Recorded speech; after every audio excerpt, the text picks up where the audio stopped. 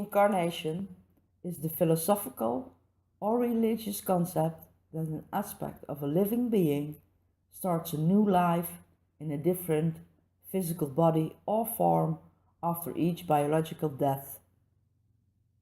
It's also called rebirth and is part of the samsara doctrine of cyclic existence. It is a central tenet of all major Indian religions, namely Buddhism, Hinduism, Jainism, and Sikhism. The idea of reincarnation is found in many ancient cultures, and a belief in rebirth was held by Greek historic figures such as Pythagoras, Plato, and Socrates. It's also a common belief of various ancient and modern-day movements such as Spiritism and Theosophy, and is found as well in many tribal societies around the world, in places such as Australia, East Asia, Siberia, and South America. Not to be mistaken by transmigration, because transmigration is the movement of a soul into another body after death. Transmigration is related to reincarnation. If you believe your cat is your reincarnated grandmother, then you believe in transmigration, which is evolution-wise pretty impossible, because we all know that we only can go up the ladder and not down the ladder. In order to be able to fully comprehend what we are talking about in this video, we must introduce ourselves. Let's start by how it is and who we are in the now, the present tense. Who is Karma-El? Well, in fact, Karma-El is a couple by the same soul name. To keep it simple, let's say we have Karma-El Michael and Karma-El Leah. Karma-El is us as a soul being, as one. Cosmic partners, or twin race if you wish. Most people only know the twin flame, twin soul terminology. Only he is very persistent in saying, I am he who is the essence of she. We are essentially the same. Our cosmic blueprint is the same. The start of our existence was at the exact same time. Where she goes, he goes. Where he goes, she goes. We are just another Alpha and Omega couple, one of the many. She is Dutch, born in 1966. He was Australian, born in 1960. She is an earth being. He is a celestial being, soon to be an ascended master, and she is Lady Master. He showed himself to her in a couple of visions. The last time was in the year he was about to transit to the celestial spheres, 1997. 10 years later, they finally met. After several steps in their merging process, he asked her if she would like to channel him. So it happened that he started to talk to her and through her. Every transmission he ends with the words, spoken through she, who is the essence of me, Michael, the master poet. As already stated on the website, under the tab The Karma-El Couple, Michael's soul has also embodied the poet we know in history as George Gordon Byron, 6th Baron Byron, a Fellow of the Royal Society, commonly known simply as Lord Byron. Now I hear you think, are you sure? Yeah, I'm sure, because Michael told me, and he has never been proven wrong about anything he told me in the past decade. We are not going to dig into Lord Byron's life, because this can be extensively researched by using Google. We will talk about the now and how I became to know about this important embodiment and the synchronicity in how it all panned out. It was in March 2015 that I commented on a post of a Facebook friend of mine by saying, "Literally everything that is attached to me is mad, bad, and dangerous to know anyway." I had no idea where that came from, but it gave me an eerie feeling. Michael responded immediately to my feelings by saying, "Check Byron, darling." "Excuse me?" "Check Byron." I had no idea what Byron meant, if it was a name or a thing, but I did what he said. I typed Byron in the Google search bar, and a man tumbled down the catacombs of the World Wide Web. He seemed to be a poet who lived in the 18th and early 19th century. It puzzled me, for I had no idea why Michael advised me to Google Byron. But since I was there and he reacted on my feelings about the mad, bad, and dangerous to know remark, I typed just that. The search machine dug up a lot, but the first URL was a Wikipedia. Mad, bad, and dangerous to know was a phrase used by Lady Caroline Lamb to describe Lord Byron. Well, went through my mind. Isn't that just odd? How did I come up with a phrase this Lady Caroline Lamb made up, which characterized Lord Byron, in her opinion? I had no idea who these people were, but Michael never talks gibberish, so it had to mean something. Thus I started reading, because I had to know who these people were and in what kind of relationship. In short, I found that these two people had some kind of fatal attraction and inspired each other to write poems and books. They also wrote extensive letters to each other. Lord Byron was the one who broke off the relationship because, after all, she was married. And because of that breakup, he went abroad. Lady Caroline was transported to Ireland shortly thereafter, and she was never the same again.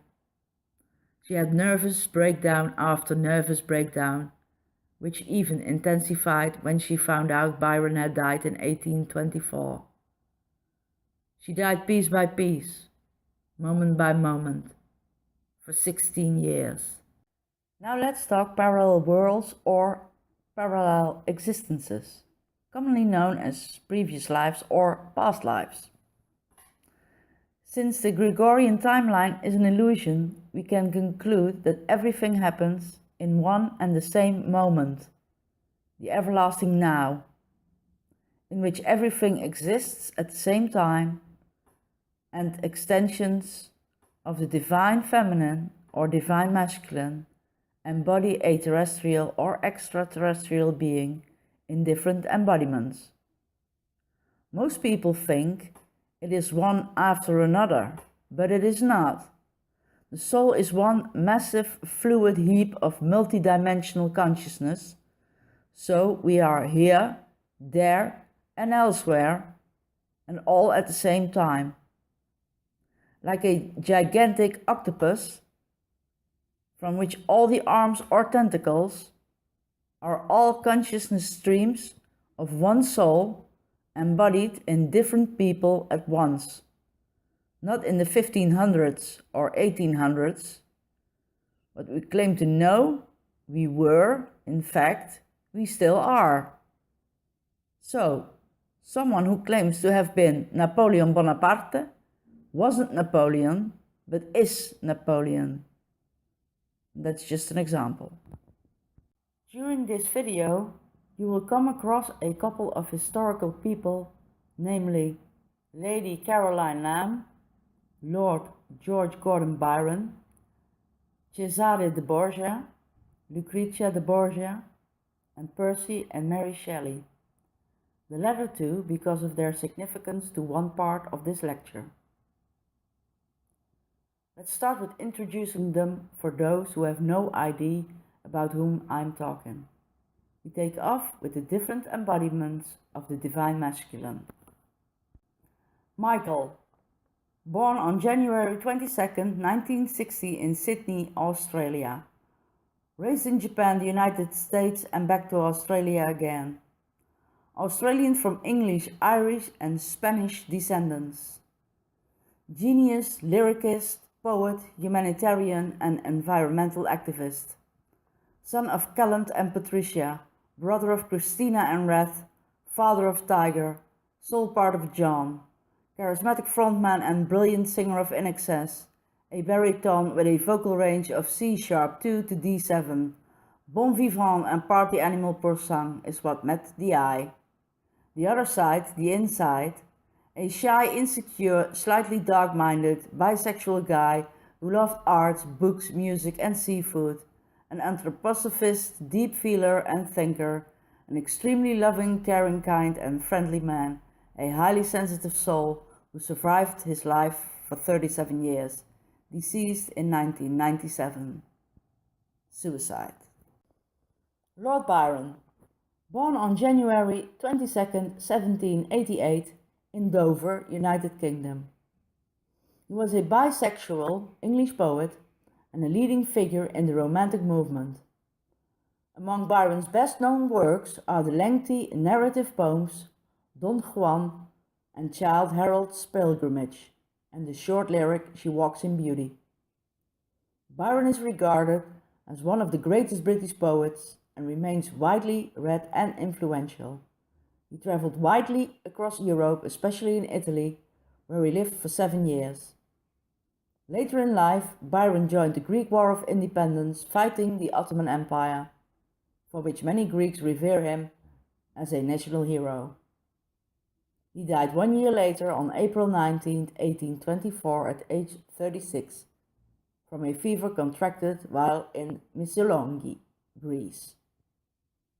Often described as the most flamboyant and notorious of the major romantics. Cesare de Borgia. Born September 13, 1475 as a natural son of Pope Rodrigo de Borgia, also known as Alexander VI, and Vanozza de Catanei.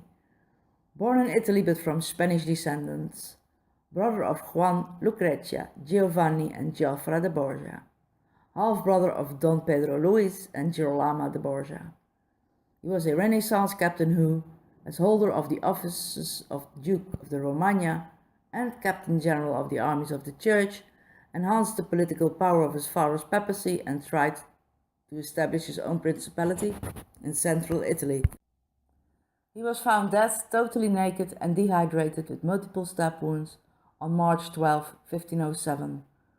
According to renowned author and researcher Colin Henry Wilson, in his book Criminal History of Mankind, Cesare, as well as his older brother Juan, were both bisexual. I would have loved to take him up on that, only to find out that he deceased in 2013. The thing I discovered from the book sources is that he worked himself through the approximate 3,100-page 5 volumes of the History of Rome, published in 1866 by Theodore Mommsen, who lived between 1817 and 1903. Now we continue with the different embodiments of the Divine Feminine. Corma Elia, born in Os, the Netherlands, as Cornelia Kluitmans, on February 1st, 1966. Lover of trees, music, books, pen and paper. Cosmic twin essence of Michael, wife of Mehmet, daughter of Tilly and Jo, sister of Johan and Toon, mother of Nicola and an unborn beloved son. And I am intriguing and intrigued, fascinating and fascinated, inspiring and inspired, curious and studious, philanthropist, humanist, analyst, perfectionist, therapist, counselor, teacher, writer, author and scatterbrain, clairaudient, highly intuitive, and an automatic writer. Lady Caroline Lamb, born Ponsonby on November 13, 1785, in Dorset, United Kingdom. 2. Henrietta Ponsonby, Countess of Bessborough. Frederick Ponsonby, 3rd Earl of Bessborough. She was an Anglo-Irish aristocrat and novelist. Her most famous work is Glenarvan. a Gothic novel that was released in 1816, and although published anonymously, Lady Caroline's authorship was an open secret. She published 3 additional novels during her lifetime: Graham Hamilton in 1822, Ada Rice in 1823, and the pocket diary Pen Rdeg in 1823. No copies of this work are known to have survived. She printed it in England and hoped to publish it in Ireland. No one knows where the original is. Her struggle with mental instability became more pronounced in the last years, complicated by her abuse of alcohol and laudanum. By 1827, she was under the care of a full-time physician as her body, which had always been frail, began to shut down. Lady Caroline deceased on January 25th, 1828. Lucrezia de Borgia was born April 18, 1480, at Subiaco, near Rome. Her mother was Vanozza de Catanei and her father, Rodrigo de Borgia, Pope Alexander VI. Her education was entrusted to Adriana Orsini de Milan. Unlike educated women of her time, her education came from within the sphere of intellectuals in court and close relatives. For most women who wanted to be educated, convents were the primary resource for knowledge. Her upbringing would differ from others due to the inclusion of humanities. This education would be successful in teaching her Spanish, Italian, Catalan, French, and some dominance of Latin and Greek. She would also become proficient in the lute, poetry, and oration. The biggest testament is her capability in administration, as later on in life she would take care of Vatican City correspondence and governance of Ferrara. Lucrezia deceased due to complications of childbirth of her 7th living born child, June 24, 1519. And we continue. The closer I come to the truth of things, the more Michael's energy intensifies. All the while I was reading about Caroline Lamb, he was around me, almost pushing me to the boundary of understanding something that I didn't get yet. While reading, something triggered me again and gave me the same eerie feeling what I got when I uttered the mad, bad and dangerous to know phrase. This time I discovered that her name and mine are an anagram of each other. When you rearrange Caroline, you get Cornelia. Our names being an anagram of each other is just for starters. She was born on November 13, and an astrologer friend of mine told me once about the connection between November 13 and February 1, which is my birthday. But I pitiful can't find and don't remember the details anymore. Since 1994, November 13 is one of my lucky days, especially the Fridays. But Caroline wasn't born on a Friday, but on a Sunday.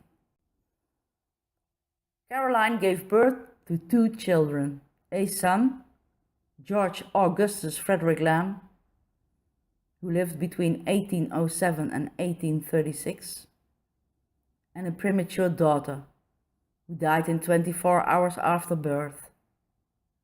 She was 22 when she gave birth to her son. I am a mother of a living daughter, whom I gave birth to when I was 20 years of age, and an unborn son who didn't make it into this world. Caroline passed in the age of 42. When I was 42, I had the worst year of my life. Then I rediscovered something in my memories that Freddie once told me back in the mid-90s. When he was embodied as Chopin, I was embodied too. He also told me that we didn't meet because he lived in Poland and later in France, and I was born and raised in England. and died in 1828, in the age of 42.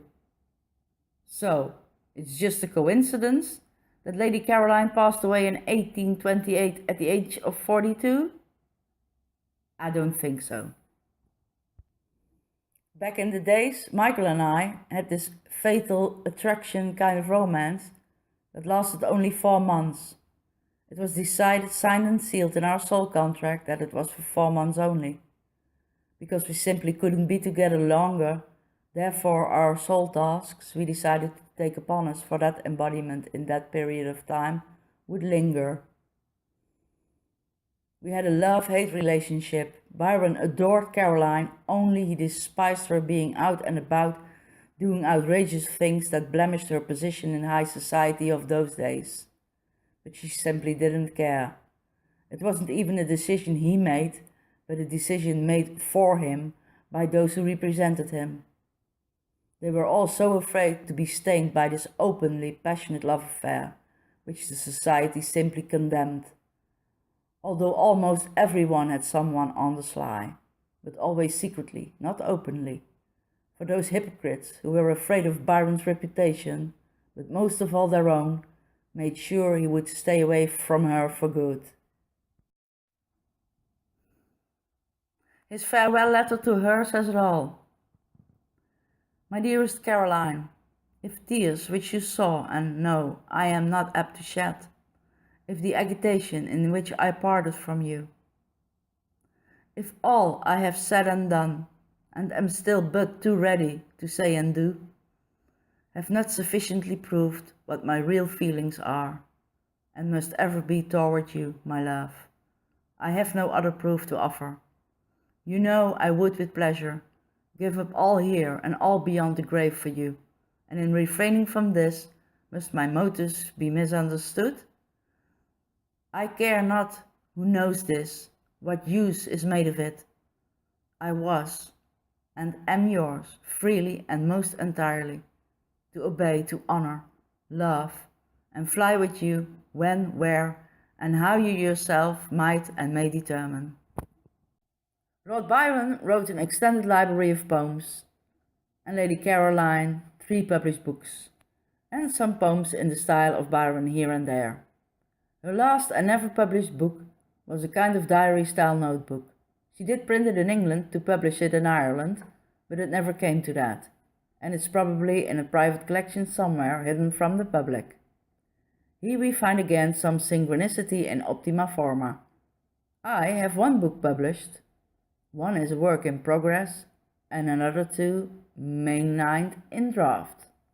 Caroline once wrote Byron's publicist John Murray in name of Byron to a T, asking for the miniature portrait of himself, which Murray, who was none the wiser, made action upon, which later infuriated Byron, him demanding the original back and arranged someone to make her a copy.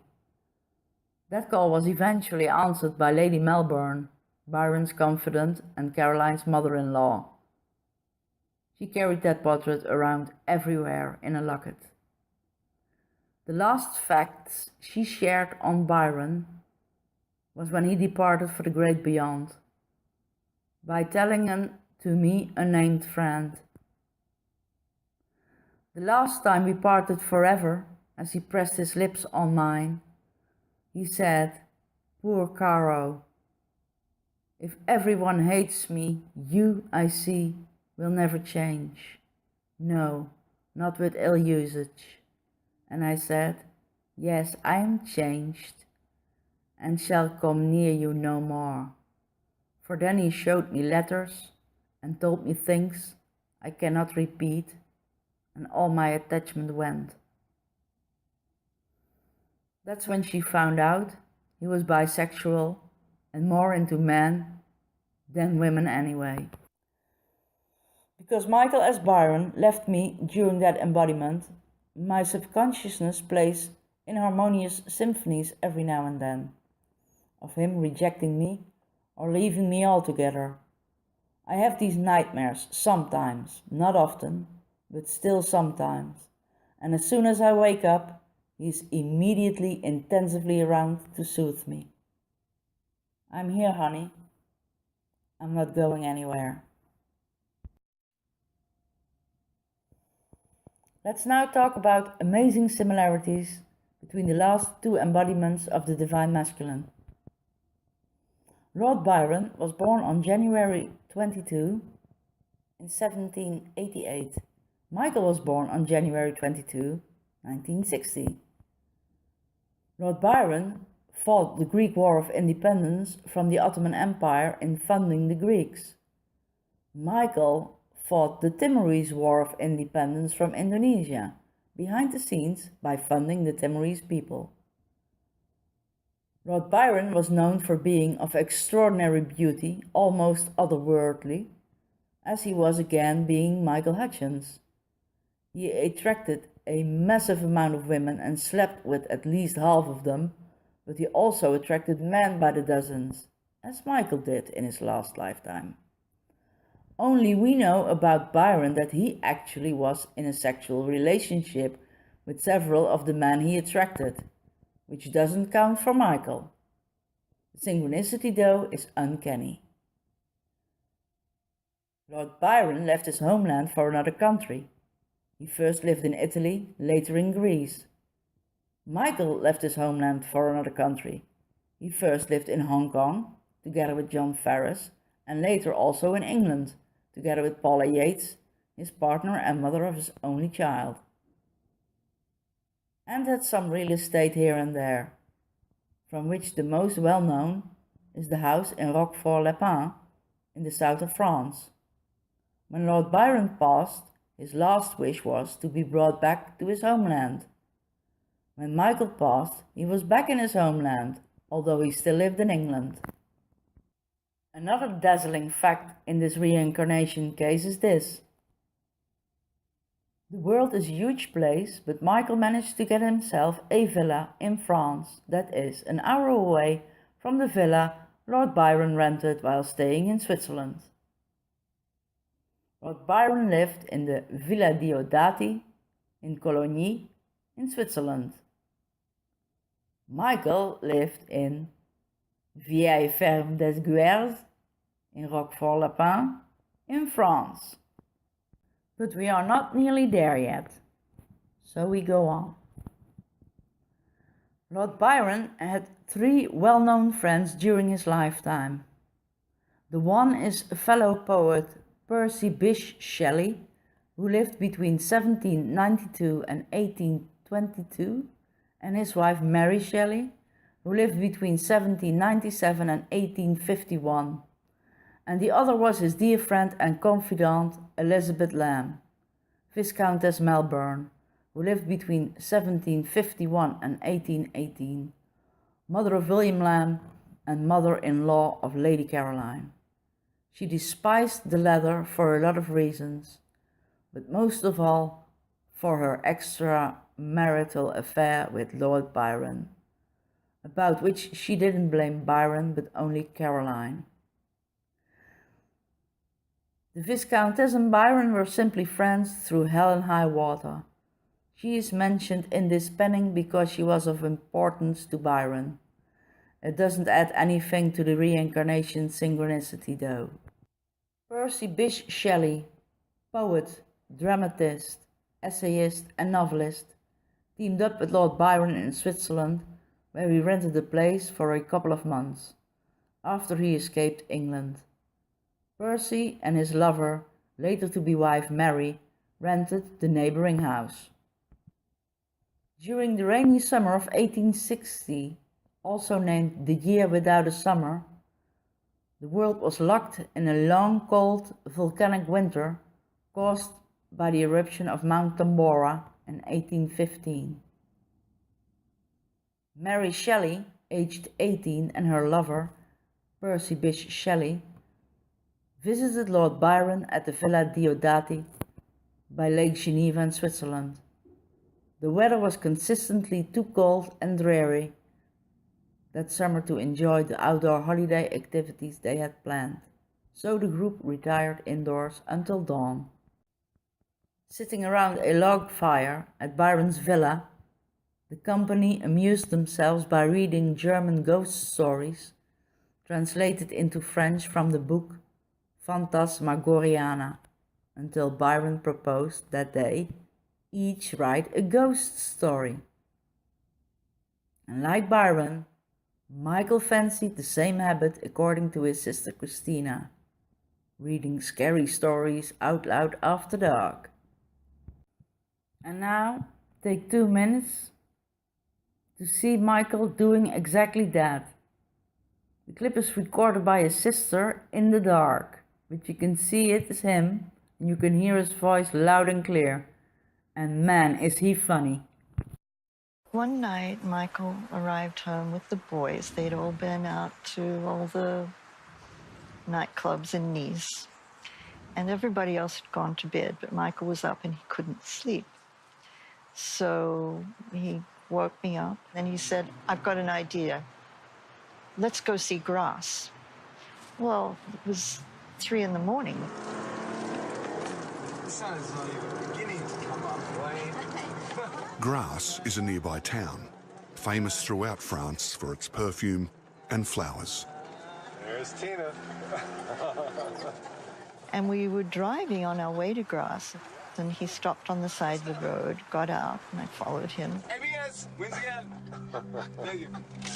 And he said, "That place down there is where they make the perfumes." This is where they grow all the flowers for all the perfume in the world. Grass. Here, right here. Right here. Lavender, like my house. The lavender I showed you, all right here. And he started to tell me this story. The story Michael began telling was of the fictional 18th century serial killer known as the French perfumer. He is the greatest perfumer in all of the world.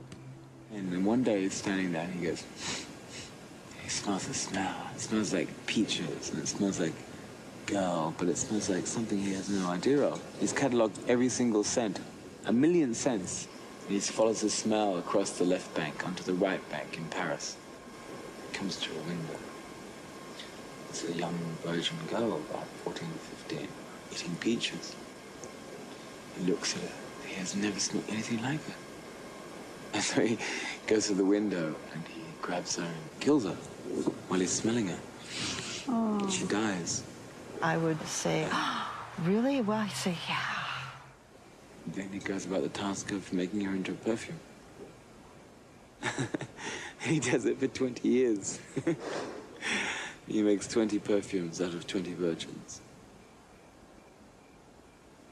Until he's the most notorious murderer in the world. He was so animated, but that's the way he was when he told stories. And they catch him, and they're going to behead him. He says, "I have one last wish. Give me my bag." And he put all the perfumes into one. And he goes, psh, like this. The perfume comes out across Paris.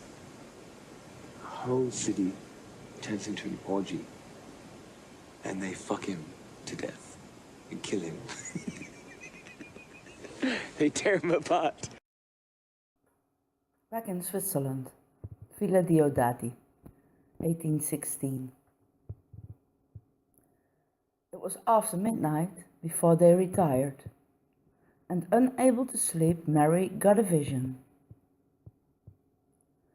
I saw the pale student of unhallowed arts kneeling beside the thing he had put together.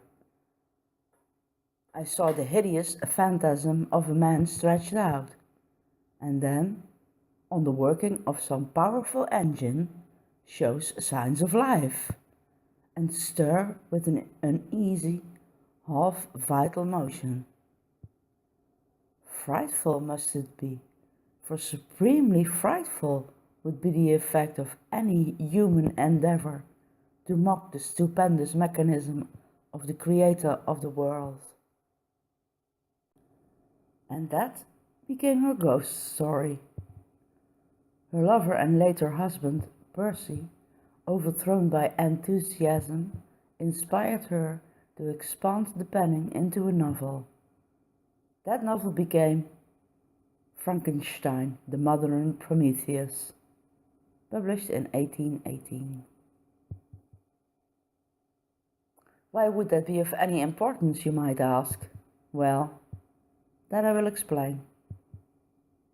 In 1989, Michael was asked to play a part in a movie by director Roger Corman and writer Brian Aldiss named Frankenstein Unbound, based on Mary Shelley's 1818 novel.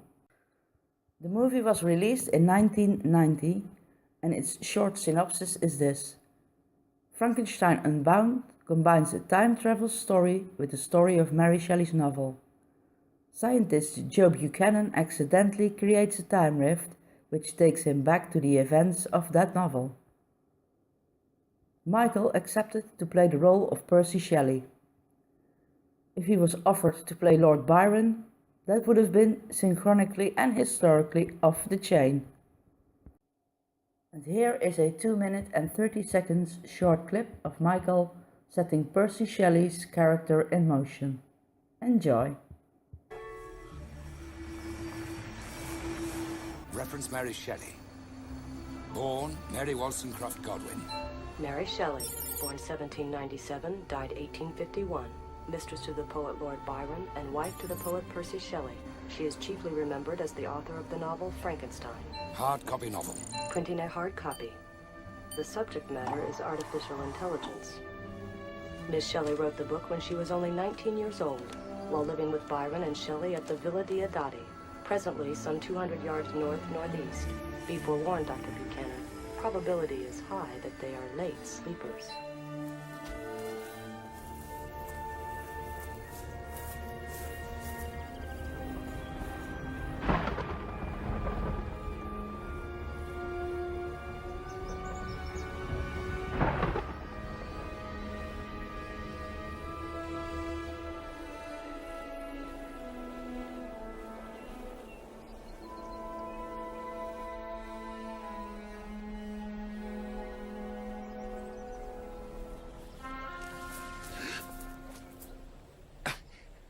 Maybe you could point that thing another way.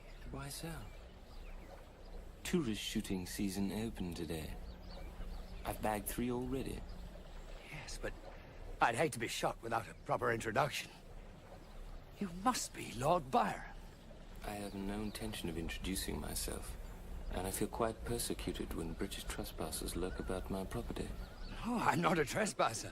I'm an admirer. Dr. Joe Buchanan. You're not British, are you? Well, I'm sort of nouveau American. What about those? What? Those contrivances.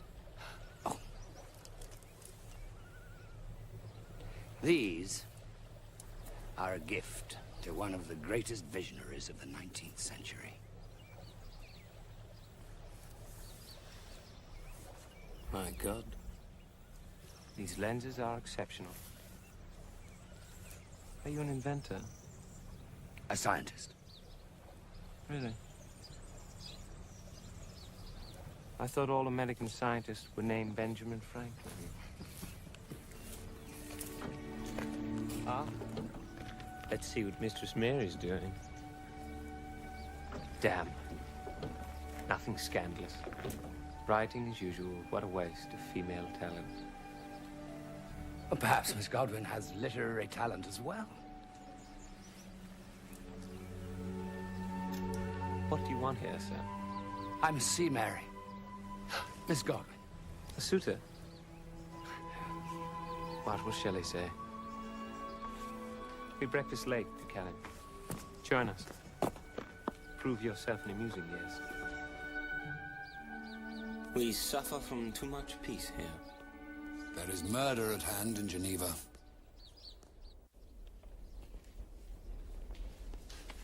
Well now, what's this?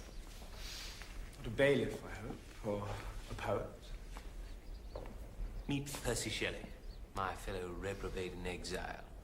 Ah, he's risen. Joe Buchanan. An American scientist. And are those slippers American too? I've quizzed them already, Percy. They were made by Mr. Florsham in a redundancy called New York, New York. Well, what brings you all the way to our little paradise, Doctor? Just another moth, drawn to Mary's flame. Listen, I'm here because of the imminent execution of Justine Moritz. I believe he wants to take Mary to the hanging. A remand. You know how it is, Percy. Sex and death. Ah, there she is. My love.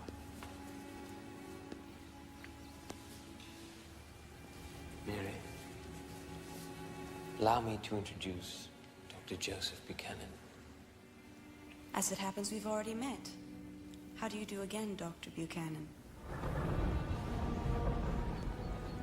That is the most mysterious cloud I've ever seen. See, a remote sunlight gleams, as though 'twere not a cloud at all. A gateway to a distant world. What did you want to see me about, Dr. Buchanan? Miss Godwin, I know that you've been following the trial of Justine Moritz. You must help me try and stop her from hanging. Why come to me? Because you know that the girl is innocent. You know the truth. Well, that's what your book is about. What do you know of my book? I've only a few chapters of a story. Are you from a journal, sir? Worse, maybe a publisher. Yes, I believe the girl is innocent. But I don't know anything that would help her. Forgive me. I thought that you knew the truth. I thought that you could help me. And here we come to another important fact. Lord Byron got a present from his only proven and well-known male partner, John Addleston. He gave Byron a heart-shaped cornelian brooch, to which Byron wrote The Cornelian in October 1806. It's a short poem and it goes like this. He offered it with a downcast look, as fearful that I might refuse it. I told him, when the gift I took, my only fear should be to lose it. The two planned to live together, but parted, and Byron would never see John again, because he died from consumption in 1811. He wore that cornelian ever since till the day he died. Typical, isn't it?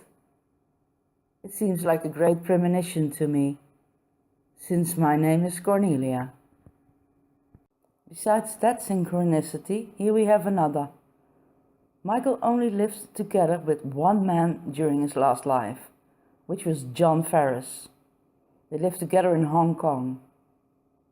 For a long time, Michael and John wore the same silver ring with an onyx gemstone.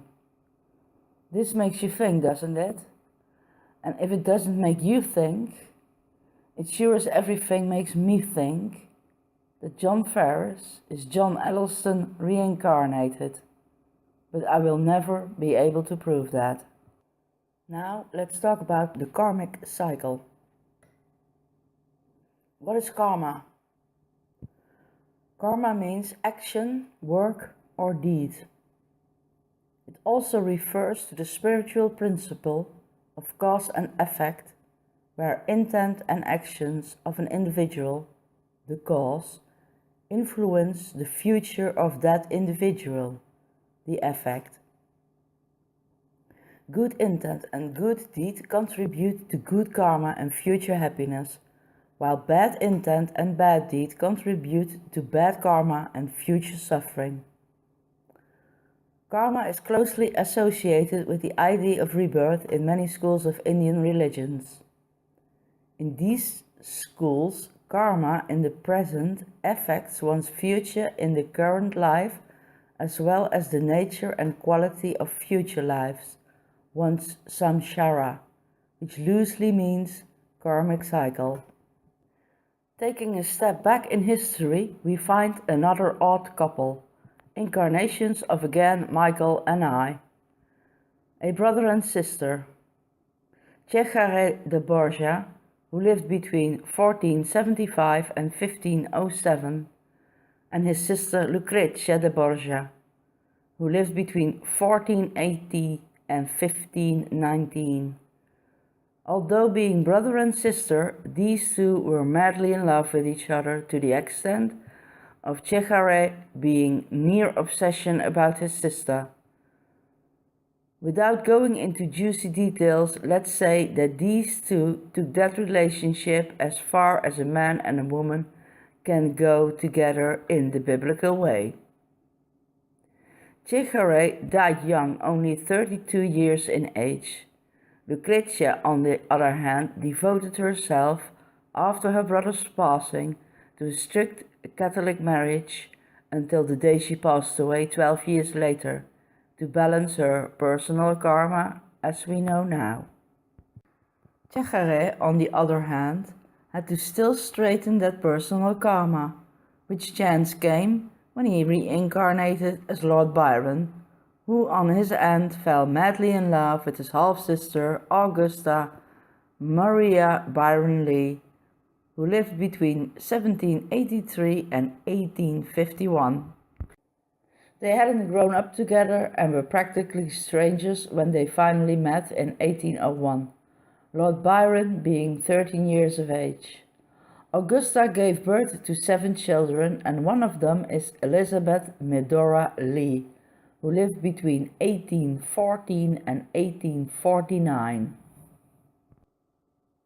In an 1814 letter, Lord Byron wrote to his confidant, Lady Melbourne, "Oh, but it is not an ape, and it is worthwhile," which presumes that he knew this child to be his, because people in these days were brought up with the knowledge that children born from an incestuous relationship would be born deformed or monstrous. We can also conclude that because the child was a picture perfect, she may have been just as well born from the union between Augusta and her husband, and George's ape remark was because of his sarcastic style of humor, which he had because it shows in most of his work. Concluding that on the Gregorian timeline, this means that George and Augusta were in direct contact between 1801 and 1804, and between 1811, when George's mother Catherine Gordon passed away, wherefore he was called home from abroad by Augusta, and 1815, when he married Anne Isabel Milbank, which ended in a divorce a year later. He onward fled the country, never to return until his death in 1824. So, when we only take the years in account, they could have been in a man-woman relationship, and the child could have been his daughter. Some say that he went abroad to avoid being prosecuted for being in an incestuous relationship with his half-sister. That, though, is not true, because George, even being bisexual, he liked men more than women, and the women he slept with were normally corrupted and sodomized by him, which says enough about his sexuality. Michael, being bisexual, liked women more than men, and he made things right by sleeping with an immeasurable amount of women, which were all gladly willing to do it over again, because Michael, my cosmic man, knew and still knows how to treat a woman like a lady. I will elaborate on the karmic cycle in an upcoming video, so stay tuned for that. Onward, we are going to talk about craziness in numbers. And here we get to the real crazy synchronicity. We're going to dig a wee bit into the harmonic module of the Tzolk'in, also known as the Mayan calendar. And please don't shut the video down now, because this can be of importance to you too. Everyone's individual solar seal can be calculated, but also everyone's in relationship to anyone else. Lord Byron, Michael, Lady Caroline Lamb and I are all 4 white wizards. And Caroline was even exactly like me, a white resonant wizard, with the solar seal number 254. It can be stated that counterparts, when they team up in one of the few lives they will spend together, have either way the same solar seal or the same lunar tone, Another example of a get-together in the 15th century as Thackeray and Lucrezia de Borgia shows us being different solar seals but both resonating on the 13th lunar tone, the cosmic tone. Let us now explain what this means. The Tzolk'in is the name of the 260-day Mesoamerican calendar originated by the Maya civilizations of pre-Columbian Mesoamerica. The Tzolk'in, the basic cycle of the Maya calendar, is a preeminent component in the society and rituals of the ancient and the modern Mayas. The word Tzolk'in means division of days, the sense of the day and or the round of the days. This just depends on which Mayan group talks about it. A fact is that we are talking about the oldest astronomical system known to mankind, dating back to at least 2,500 years. It is proven to be the most accurate compared to all available others. And I quote from the Encyclopedia Britannica on Pre-Columbian Civilizations, an entrance by Jorge Cautz, dated 1768. The Olmec unification gave way to an era of separate regional styles and kingdoms. These lasted until approximately 7 to 900 CE. Among these are the well-known Maya, the Zapotecs, the Totonacs, and the Teotihuacan civilizations. While sharing a common Olmec heritage, they also displayed many differences. For example, the Maya excelled in the intellectual pursuits of hieroglyphic writing, calendar making, and mathematics. After that short introduction, we will go on by explaining the 364 plus 1 days of the year in division, rounds, and sense. That 1 day extra will not be explained in this video because it is of no significance to reincarnation. Each of the 364 Gregorian calendar days have a total of 260 Maya calendar days divided in 20 solar seals. These you can compare with just names to begin with, like in Western astrology we see Aries, Taurus, Gemini, and so on. And these solar seals are respectively divided in again 13 lunar tones. 20 times 13 makes 260. The solar seals are the dragon, the wind, the night, the seed, the serpent, the world bridger, the hand, the star, the moon, the dog, the monkey, the human, the skywalker, the wizard, the eagle, the warrior, the earth, the mirror, the storm, and the sun. Divided in 4 colors, red, white, blue, and yellow. The lunar tones are magnetic, lunar, electric, self-existing, overtone, rhythmic, resonant, galactic, solar, planetary, spectral, crystal, and cosmic. In Western astrology, the birth chart is named the Rdeg, which stands for radical map, which means the horoscope of birth and the radical or birth positions of the planets. A 360-degree circle divided in 12 houses of 30 degrees. In the Tzolk'in, the short reading consists of 5 seals. That is the path of your destiny. The path of your destiny also includes a 13-step wave spell. The latter we leave behind because otherwise it will be too specified. The 5 seals of your destiny are: number 1, the solar power is the basis of life's destiny. 2, the guiding factor. 3, the like-minded soulmate power. 4, the challenging factor. 5, the hidden unconscious power. 6. The lunar tone. The latter are translated to a bar or bars and a dot or dots. Dots have a 1 value and the bars a 5 value. This example shows a tone 7, resonance. 2 dots and 1 bar is 7. As we, Michael and I, and Byron and Caro, are all 4 white wizards, I quote Laetitia Tisserand from her renowned book, The Mayan Signs and Their Interpretations. Those born with the energy of the wizard are very quiet and centered. They don't allow their emotions and the outside world to throw them off balance. They are very connected to their earthly needs, food, sleep, rest, and know how to nourish themselves properly.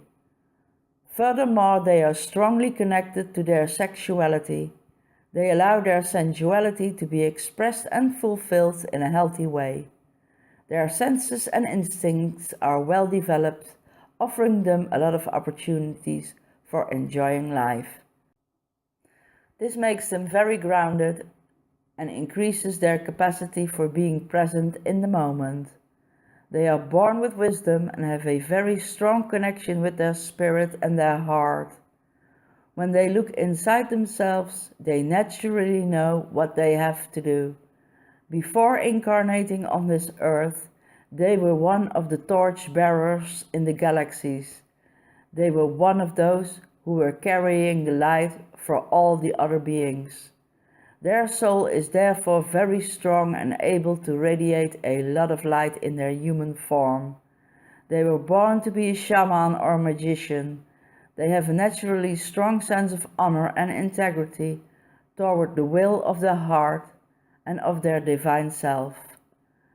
They don't develop any pride from their power because it's just natural that they follow a strong wisdom. They like righteousness, humbleness, and virtue. They are tremendous powers, but without any personal control on it. They are just connected with the forces of the universe and they surrender to the divine will. Miracles can only happen when we are fully aligned with the wisdom of our heart. They don't practice any magic, merely allowing instead the magical power of life to flow through them. The power center and natural transparency attract a lot of people around them, looking for this peace inside themselves. It is the destiny of people born with the power of the wizard to show to these people the inner path to the light. To specify this, we will talk about the lunar tones. The descriptions of the lunar tones are from the book The Mayan Oracle Return Path to the Stars by Ariel Spilsbury and Michael Briner. We will only go into the lunar tones of the destination kin of the couples and not the individuals.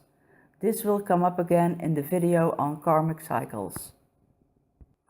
We will start with the Borgia siblings because they were born earliest on the Gregorian timeline. Cesare de Borgia, born on September 13, 1475, which makes him a blue cosmic knight. Kin 143 on tone 13.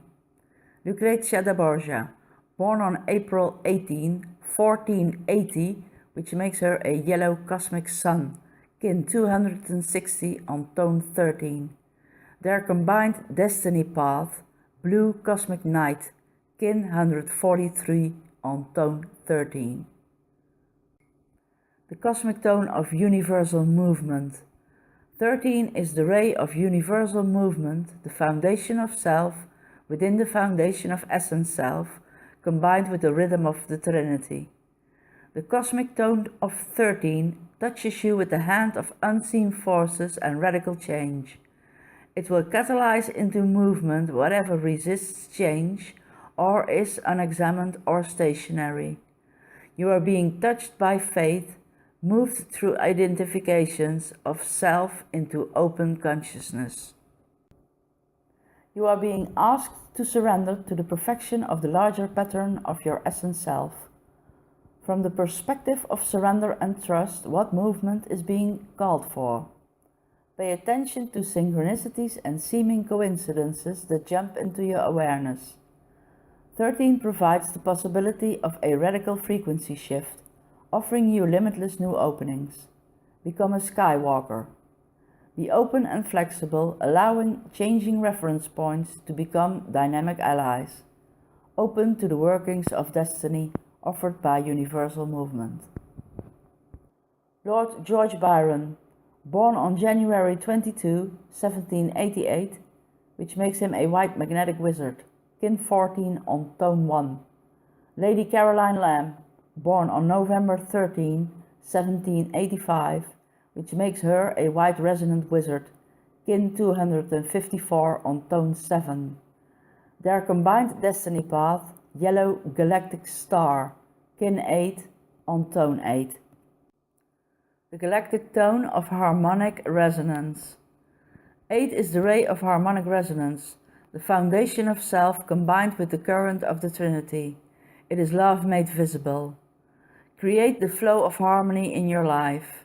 Enter the spiral frequencies of the greater galactic grid. You are being offered empowerment through your innate resonance with this grid. Be aware of where you are drawn, for there you will find unique opportunities. Discover the harmony of being in this natural resonance with others. Be receptive. You are the diviner of harmony, the meeting ground of physical reality and the infinite. Bring a deeper harmony to the practical circumstances in which you find yourself. Free the ego from its self-centeredness. Embrace the potent energies that are raising the harmonic frequencies of the planet. Breathe easily. You are the song being sung by the new golden octave. Sound the resonant tone of the one heart. Michael, born January 22, 1960, which makes him a white self-existing wizard, kin 134 on tone 4. Me, born on February 1, 1966, which makes me a white resonant wizard, kin 254 on tone 7. Our combined destiny path is the yellow spectral star, kin 128 on tone 11. The spectral tone of dissonance and letting go. 11 is the ray of dissonance, the foundation of self, combined with the foundation of essence self, catalyzed by the point of unity. 11 is the process of disintegration, stripping away the layers down to your core essence.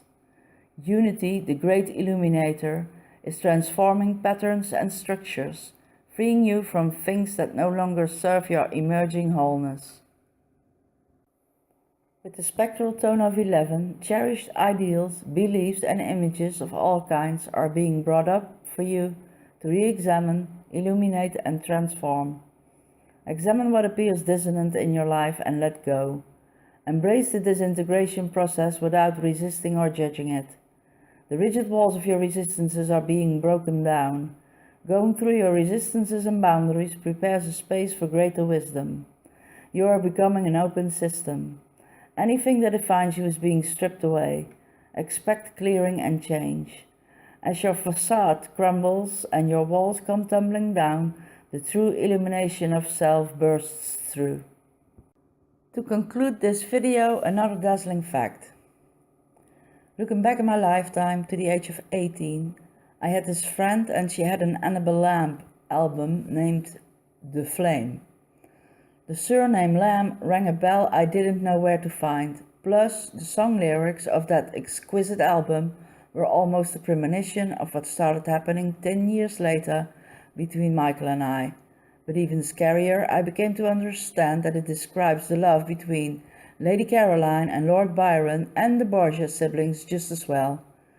The fact that in August 2007 Michael visibly appeared in my life, with the fact that The Flame, originally released in 1984, was reissued and remastered, is no coincidence. You have to go find yourself what I'm talking about, how this practically tells our story. But so lucky and bad in reference to Michael's last life is astounding. I guess this Annabel lady got the inspiration from her male muse with her. Consciously or unconsciously, it doesn't matter, because she tells our story nonetheless. These are the titles of the songs I'm on about. Sacraments of Love, Hands of the Hunter, The Weapon of Love, Dream Boy, What the Eye Sees, Things That I Fear, The Flame, So Lucky in Bed, Inside of My Head, and Talking to Me. I advise everyone who thinks or knows for sure to be in contact with their divine counterpart to listen to this music and read the lyrics and find it too uncanny to be coincidental and conclude that is my story she is on about. I researched far and wide to see if Annabel Lamb was in direct ancestral lineage with Caroline's husband William Lamb, but they are in no way related. And one last insignificant but remarkable fact. I had an old aunt who became a nun. She was the sweetest and most devout woman I ever knew. The name she got with her inauguration was Sister Borgia. Later in life, I gave birth to my daughter. Her names are Nicola Borgia, which makes one think, huh?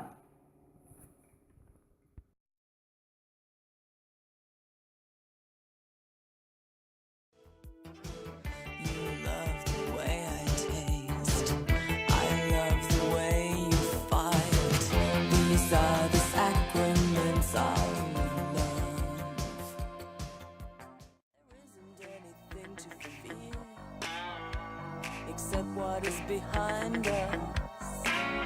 There's a chill in the air, and you can feel it. There is danger in the air, if you dare to believe it. Take this blade from the hands of the hunter. The weapon of love is an invisible knife that cuts to the heart of the love of your life. The weapon of love, the weapon of love, the weapon of love, the weapon of love. Dream boy, if you need comfort for your pain, share it with her and start again. Dream boy, if she can always find you near, there will be strength inside the fear. What the eye sees, the hand knows, the heart believes that this is so. What the eye sees, the hand knows, the heart believes that this is so. This is so. This is so. This is so. Things that I fear are always with me now. Things that I fear are right here.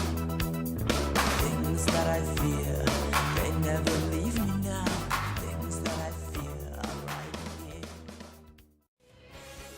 Then come to me and breathe your fire.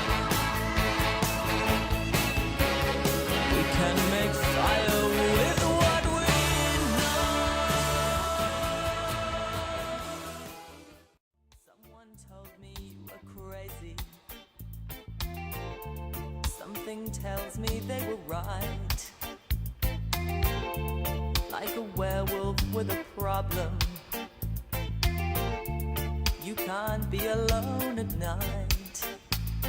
You go cruising in the bars for something to do, but you don't realize what it's doing to you. You go out for a drink, you meet some fella, if he takes off his shoe, you're Cinderella, so lucky in bed, so unlucky in love. Inside of my head is only you, and I'll always be waiting. Inside of my head is only you, and I'll always be waiting. Another candle meets the breeze, but the light is still glowing. Your hands and your heart go with me, and you know I can touch you, even though you're not here. You're talking to me, talking to me, talking to me, talking to me, talking to me, talking to me.